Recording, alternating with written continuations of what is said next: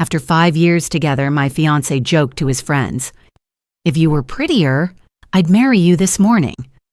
Then his mom called crying with news that shattered everything I thought I knew about the man I was about to marry. I'm a certified financial planner with my own practice, pulling in $180,000 annually.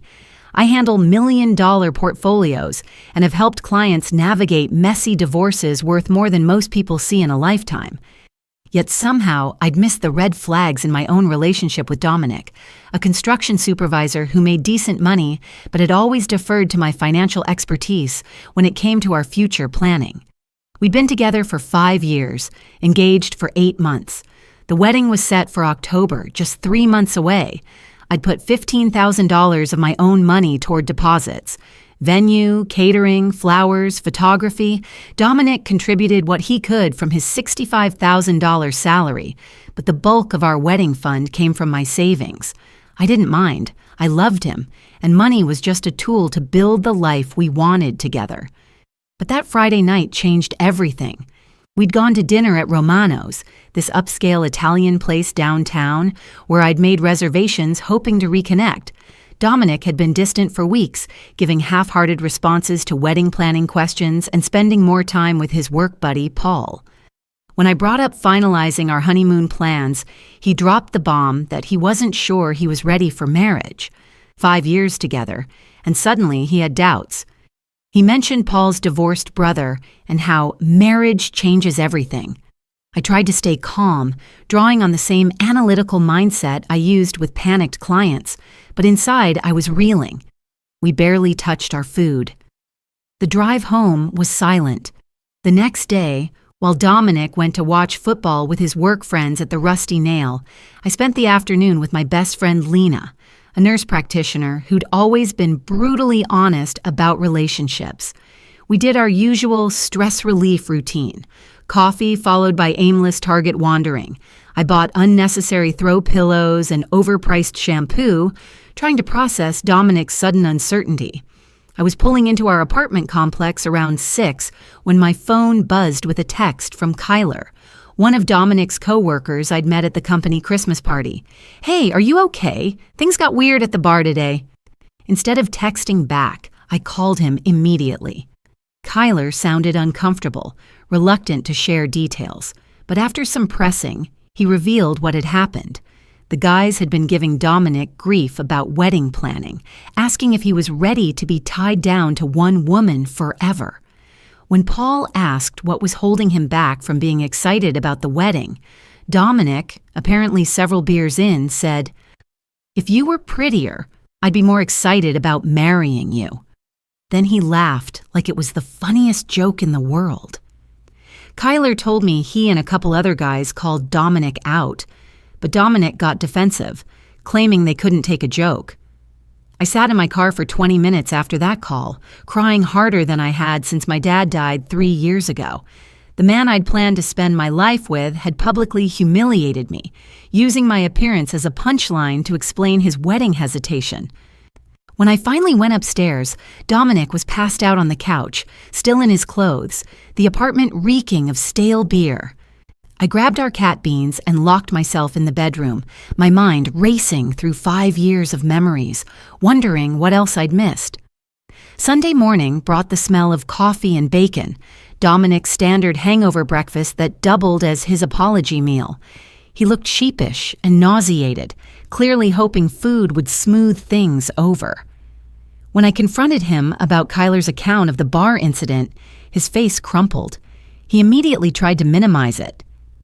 I was drunk and being stupid. The guys were giving me shit about being whipped, so I said something dumb to shut them up. His defense, that it was just guys being guys, only made it worse. He insisted he didn't mean it, that he was stressed about wedding costs and timeline pressure, but I couldn't get past the cruelty of using my looks as a joke. This is where my professional training kicked in. In my practice, I've seen how financial stress reveals people's true characters. Clients who seem loving and supportive suddenly become calculating and cruel when money gets tight. I'd learned to spot the warning signs, to dig deeper when surface explanations didn't add up, and Dominic's explanation wasn't adding up. I couldn't stay in the apartment with him. I packed a bag and headed to my brother Elliot's place. Elliot's a criminal defense attorney, and when I told him what happened, his prosecutorial instincts flared. That's not just drunk talk, Margot. That's him expressing something he's actually feeling. He wanted to confront Dominic directly, but I needed space to think strategically, not emotionally. Dominic kept texting apologies throughout Sunday, but I only responded once. I need time to process this. I called in sick Monday morning, something I'd only done twice in the past year. Around 9 a.m., my phone rang with a call that would change everything. It was Valerie, Dominic's mother. In 5 years, she'd become more supportive of our relationship than my own mother, who lived in Florida with husband number 3 and showed marginal interest in my life. Valerie sounded shaken, almost panicked. Margot, honey, I need to see you today. Dominic called me last night and there's something you need to know, something important. Her voice cracked on the word important. Can we meet somewhere private? What he told me, you deserve to hear it from someone who cares about you. I agreed to meet her at Grind Coffee on 5th Street in an hour. As I drove there, my analytical mind started working. In my financial planning practice, I'd learned that the real crisis was never the first crisis. Clients would come to me panicked about one issue, a job loss, a medical bill, a market downturn, only to reveal the deeper problem once they felt safe. Dominic's cruel joke wasn't the real problem. It was a symptom of something bigger.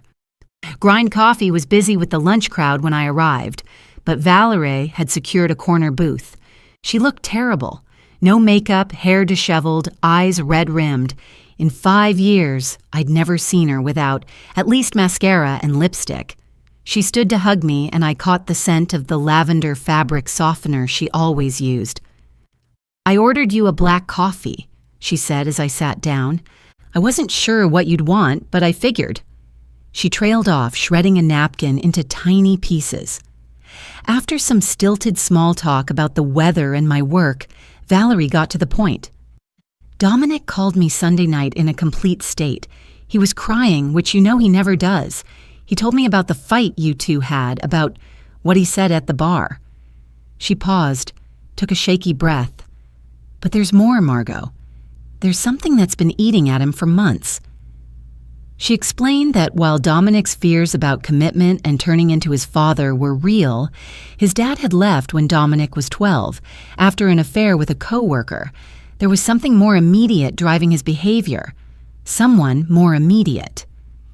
Maria, Valerie said quietly, the new project coordinator at his company. I nearly choked on my coffee. I'd met Maria briefly at the company holiday party in March. She was attractive, probably late 20s, with an easy laugh and the kind of effortless style I'd always envied.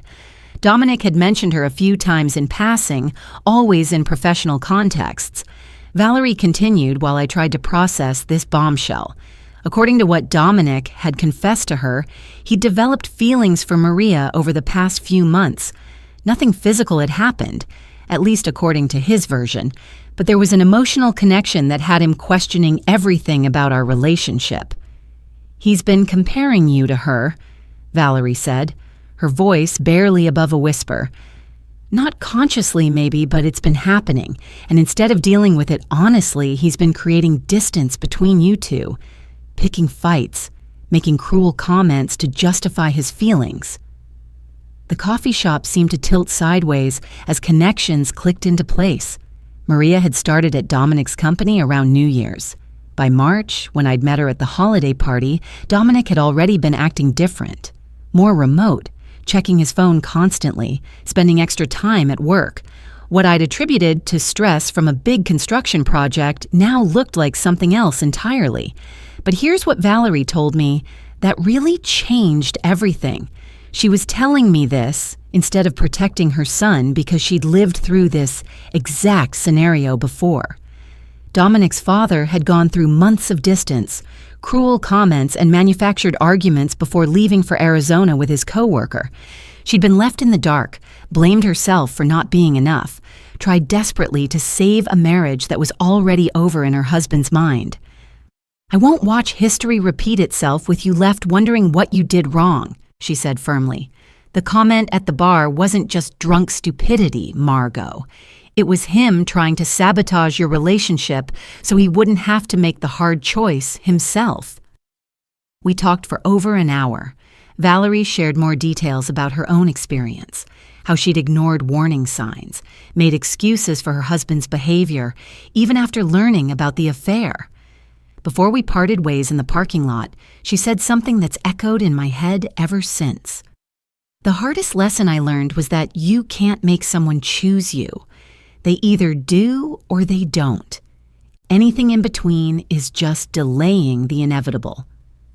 I sat in my car for a long time after she left, staring at my engagement ring and thinking about the $15,000 I'd invested in a wedding to a man who was emotionally involved with another woman. Then I did what I do best. I got strategic. First call, my attorney brother Elliot. "I need to understand my legal position regarding wedding expenses and our shared assets." Second call, my financial advisor colleague Jennifer, who specialized in divorce planning. "Hypothetically, if I needed to protect my assets quickly, what's the fastest way to do it?" Third call. I unblocked Dominic's number and sent him a text that cut through all the bullshit. "I know about Maria. Don't contact me until you're ready to tell me the complete truth. I'll be collecting my things tomorrow while you're at work." Then I blocked his number again and called Lena. "I need a place to stay tonight, and I need your advice on something that's going to sound crazy." Lena didn't hesitate. "Already making up the couch. What's the crazy thing?" "I think I'm going to enjoy destroying him." The thing about being a financial planner is that you learn how much people's lives depend on money, credit, and reputation. You see how quickly someone's comfortable existence can unravel when those foundations shift.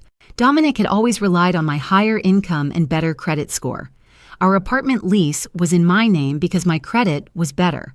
I'd co-signed his truck loan 2 years ago when his credit couldn't get him a decent rate.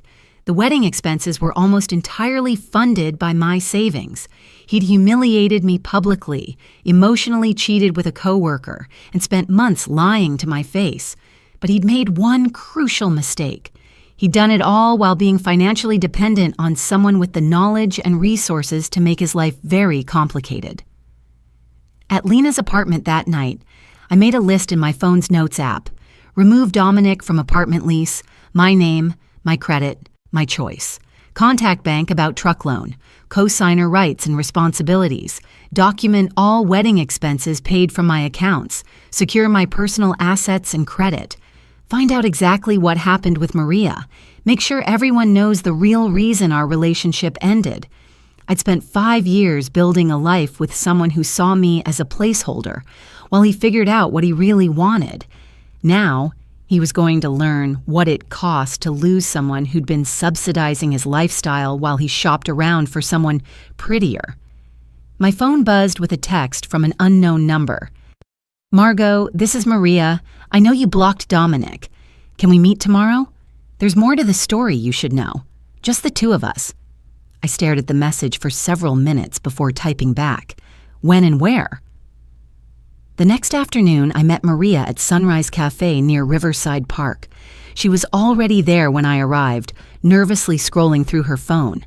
She looked different than I remembered from the company party.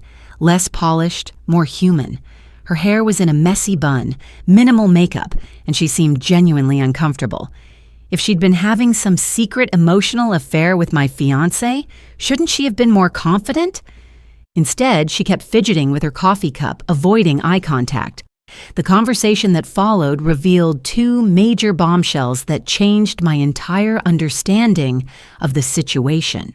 First, Maria had no idea Dominic had developed feelings for her until Paul mentioned it casually the week before. According to her, she and Dominic had worked closely on a project, occasionally texting about work after hours, but nothing that crossed professional lines from her perspective.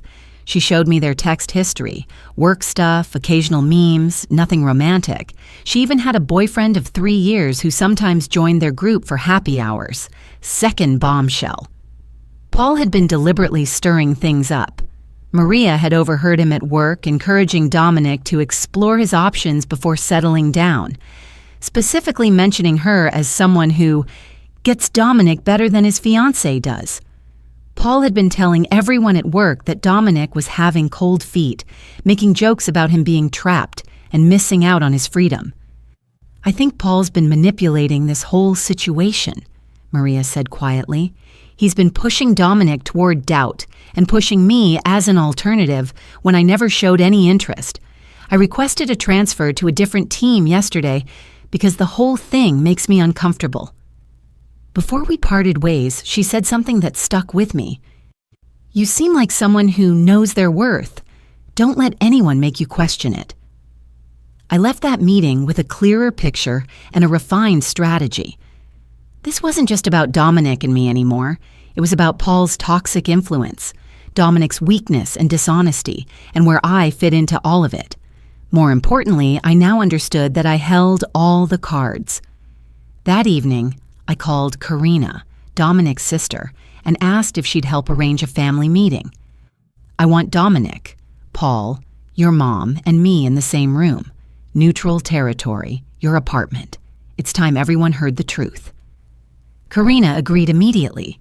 She'd always been direct and fair, with a lawyer's instinct for getting to the heart of matters. "I'll handle the logistics. When do you want to do this?" "Tomorrow night. And Karina, make sure Paul understands this isn't optional." The family meeting at Karina's apartment was set for 7 p.m. She'd ordered Italian food from Tony's. Nothing fancy, just pasta and salad. The first 20 minutes were excruciating. We all sat around her dining table, making awkward small talk about the weather and Karina's new coffee table, while pushing food around our plates. Dominic looked like he hadn't slept in days. Paul kept checking his phone, clearly annoyed at being summoned. Valerie sat quietly, occasionally glancing at me with concerned eyes. Finally, Valerie broke the uncomfortable silence. "We're not here for a social dinner. We're here to address what's been happening and figure out how to move forward." That opened the floodgates. I shared what I'd learned from Maria, watching Paul's face carefully as I spoke. The way his expression shifted from confusion to defensiveness told me everything.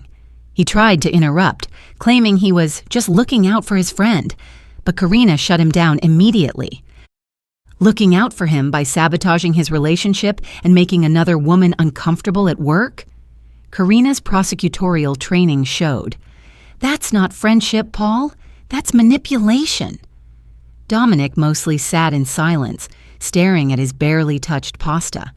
When directly addressed, he admitted that Maria had just been friendly, but he'd built it up into something more because he was scared of commitment and becoming like his father. Valerie visibly flinched when he said that. When I brought up the bar joke, Dominic looked genuinely ashamed. "It had nothing to do with Maria or how I really feel about you. Paul was giving me shit about being whipped, and instead of defending our relationship, I said something horrible to seem cool. It was never about your looks, Margot. You're beautiful. I was just being a coward."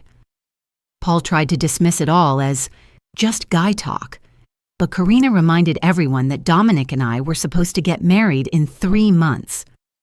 The save the dates have gone out, deposits have been paid. Margot's dress is hanging in her closet, waiting for final alterations. That simple statement, the reminder of our rapidly approaching wedding date, hit me like a physical blow. I'd been so focused on the betrayal and manipulation that I'd almost forgotten about the practical reality. In 12 weeks, I was supposed to walk down an aisle toward a man who'd been emotionally shopping for alternatives, while I planned our future. "I don't think the wedding is happening anymore," I said quietly. The room went silent. Dominic started to protest, but I cut him off. "I've spent the last week trying to understand how we got here. What I've realized is that this isn't just about Maria, or that joke, or even Paul's toxic influence. This is about you not being honest with me or yourself for months." I explained how I'd ignored the signs, his disinterest in wedding planning, his increased time with Paul, his emotional distance. I'd made excuses because it was easier than confronting the truth. But I deserve someone who's certain about me, someone who doesn't need a family intervention to figure out their feelings.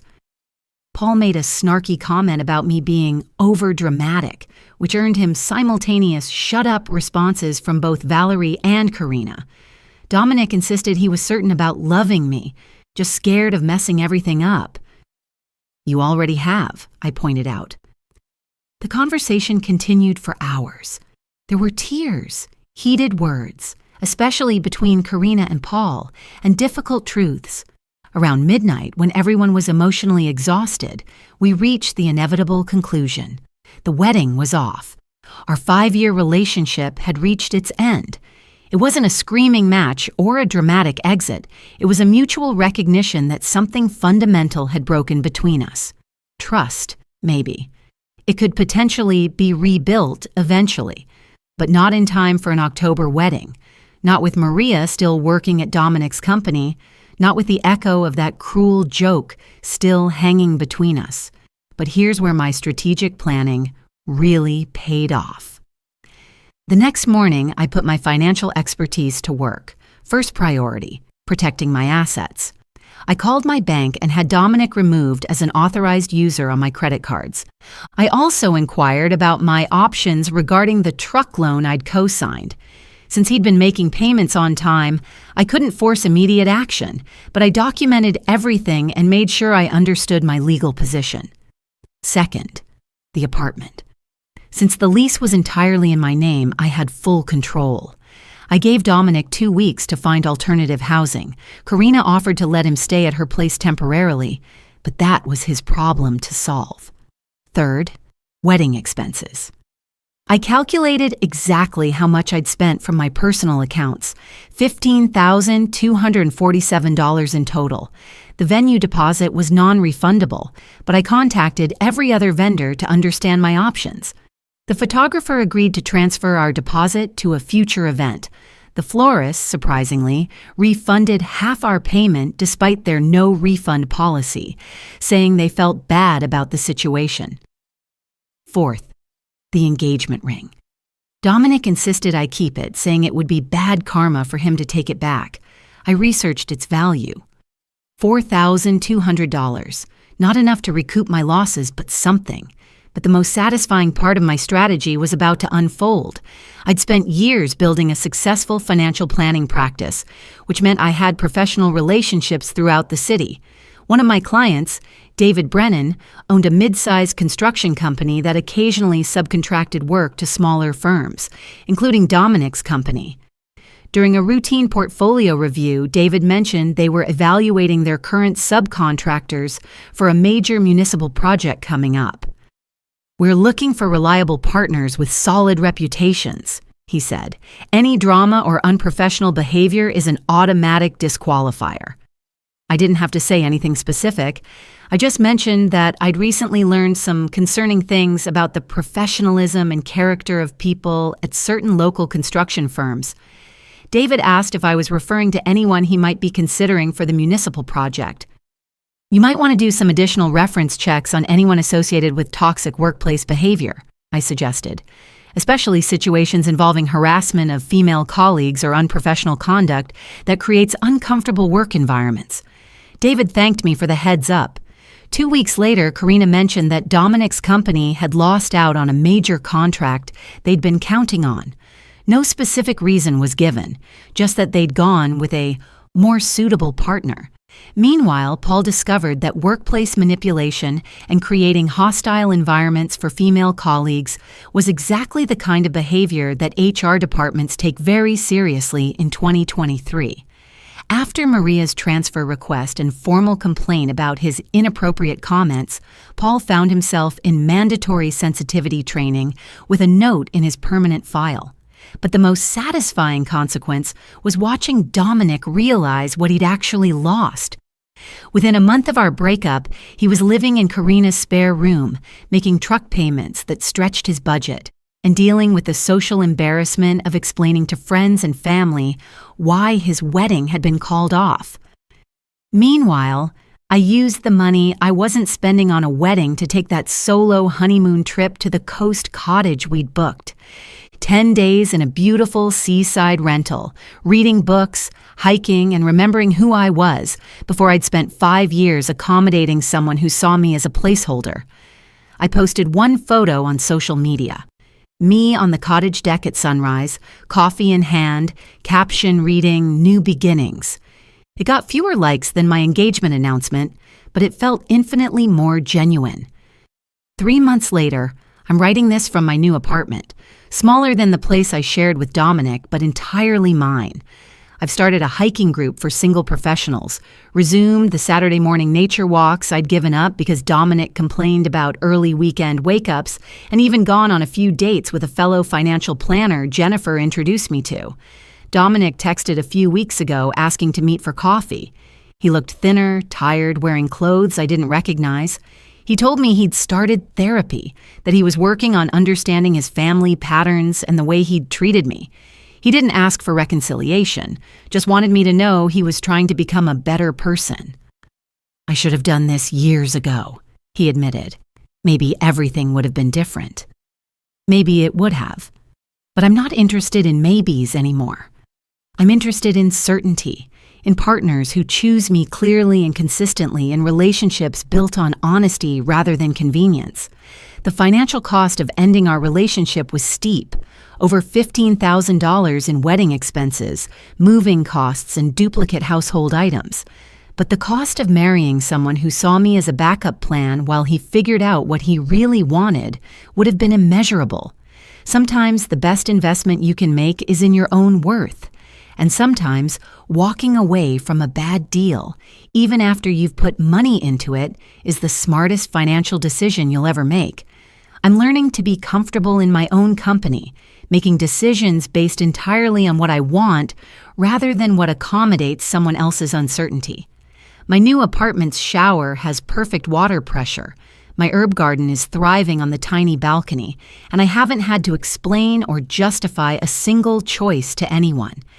That's worth more than any wedding or any man who wasn't sure I was pretty enough to marry.